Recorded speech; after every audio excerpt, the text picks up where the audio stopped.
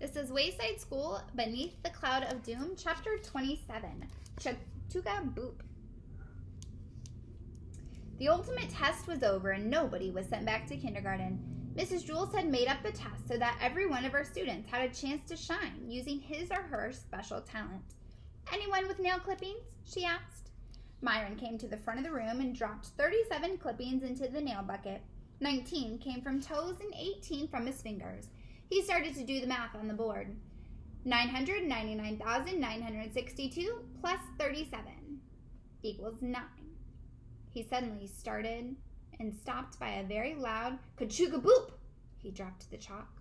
This was a bell nobody in the class had ever heard before, not even Mrs. Jules. Then came another kachuga, followed by 2 boops. What does that mean, Mrs. Jules? Shouted Leslie. Everybody can keep calm, said Mrs. Jules. Kachuga boop, boop, boop. Mrs. Jules hurried back to the closet. It started again. Chatuga boop, chatuga boop, boop. Mrs. Jules threw open the closet door and started tossing books and supplies out of the way. Chatuga boop, boop, boop. Suddenly, she removed a very large book covered in dust. The Complete Guide to Bells, said Terence, reading the book's title over Mrs. Jules' shoulder. Mrs. Jules sat on the floor, turning the pages until she got to the index. The Chatuga Boop continued, making it difficult for her to concentrate. She found it. Chatuga Boop, page 297. She quickly turned to that page. Suddenly, a loud boom shook the classroom, and the lights went out. This time, nobody screamed. They were too scared. Mrs. Jules lit a candle. In the flickering light, she read aloud from page 297. If you hear a chatuga, followed by 1, 2, and then 3 boops, you should... She stopped and blew out a cloud of dust over the page. Then she tried to find where she left off. 1, 2, and then 3 boops. You should run for your lives. A cloud of doom is about to destroy everything. She dropped the book. Everybody outside, she ordered. Another boom shook the classroom so hard that the clock fell off the wall. The children ran to the door, but it wouldn't open. The paperclip closet must have fallen over, said Damien. It's blocking the door. Paperclip closet? Asked Mrs. Jules. She glared at Jason. Sorry, he said. Jason couldn't keep a secret. Todd, Mauricia, Damien, and Allison all pushed together, but the door wouldn't budge. Let Stephen in there, urged Kathy. He's been doing all those push-downs. With Stephen's help, they pushed the door open. Sirens wailed from the closet, which lay on the ground. A smoke screen filled the area. In the light of Mrs. Jules' candle, they could see that the chains and steel bar had been shattered. Paper clips were strewn all over the floor.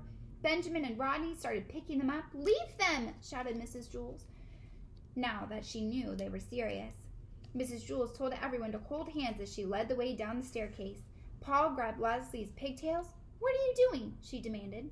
What's either that or your hand, he said. Okay then, Leslie agreed. The Chatuga booping continued as 2 more loud booms shook the school. A gust of wind blew out Mrs. Jules' candle, and the class continued down in darkness. Joe stepped on the skateboard, which somebody left in the middle of the stairs.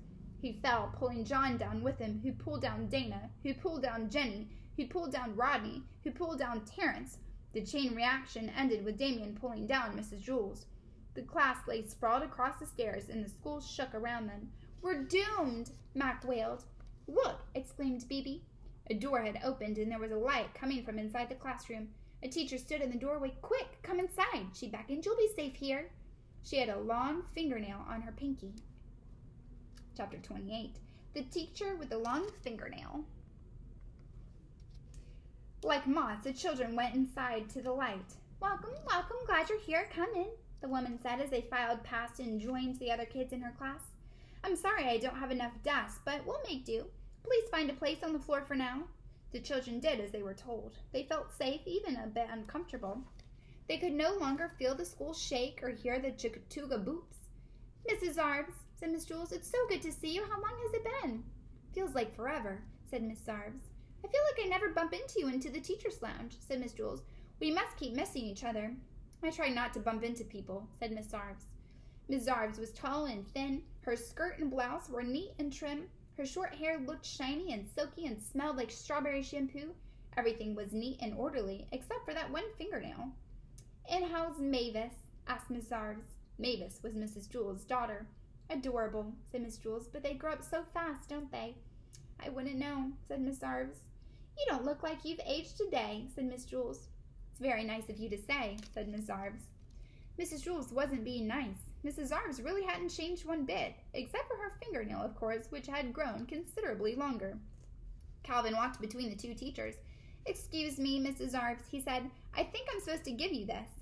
He handed Mrs. Zarves a folded piece of paper that was so old it tore as Mrs. Zarves unfolded it. She strained to read the old writing. Oh, okay, she said to Miss Jules, and then dropped the note in the trash. Is that the note I gave you to give to Miss Zarves? Miss Jules asked Calvin. Calvin shrugged. I just found it in my pocket, he said, sounding even more surprised than Miss Jules. Miss Jules stared at him. You told me you gave it to her, she accused. I don't think I ever even said that, said Calvin. Miss Jules continued to stare as he turned to his seat on the floor. We were just about to have our history review, said Miss Zarves. Who is your best history student? Myron, Mrs. Jules answered without hesitation. Myron had gotten the highest score on the history portion of the ultimate test. Myron, please stand up, said Mrs. Zarves. He stood. What kind of shoes does Mary Bopkins like to wear? Miss Zarves asked him. Who? Said Myron. The kids from Miss Zarves' class giggled. No laughing, said Miss Zarves. We don't laugh at stupid people. We don't feel bad, Myron. You may be stupid now, but once you've been in my class for a few years, you'll know the history of everybody. Mark, will you please tell Myron the answer? A few years? Myron asked. Miss Zarves ignored the question. Mark Miller stood up. Which Mary Bopkins do you mean? He asked. The one born in 1801 in Boston, or the one born in 1954 in San Francisco? Boston, said Miss Zarves. Red boots, said Mark. Excellent, said Miss Zarves. Who's Mary Bopkins? Asked Miss Jules. Was she famous? Why, asked Miss Zarves, does your class only study famous people? Do you think famous people are more important than people who aren't famous?